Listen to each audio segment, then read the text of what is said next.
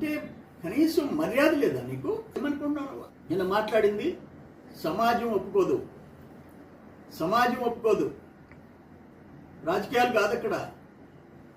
ఇంత నీచంగా తయారైపోయినావు.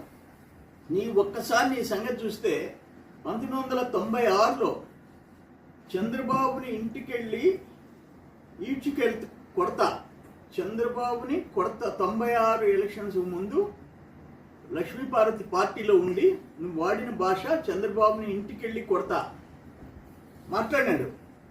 Parliament elections అయిపోయినాయి. నేను బాబు గారి ఇంటికి పోయి సీఎం గారి ఇంటికి పోయి వస్తుంటే జయప్రదతో కూడా కలిసి లోపల బాబు గారిని కలిసి బయటకు వస్తున్నాడు. బాబు గారి కాళ్ళు పట్టుకున్నాడు లోపల.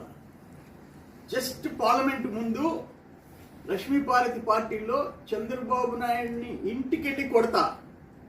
పార్లమెంట్ ఎలక్షన్స్లో 0 గుండు 0.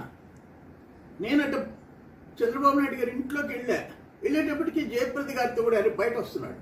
ఏందైనా అక్కడ అడిగితే ఆ పిఎల్ని ఇప్పుడే బాబు గారు కాళ్ళు పట్టుకున్నాడు, నేను పొరపాటు చేశాను, మీతో ఉంటాను, నన్ను క్షమించండి అని చెప్పి అడిగాడు.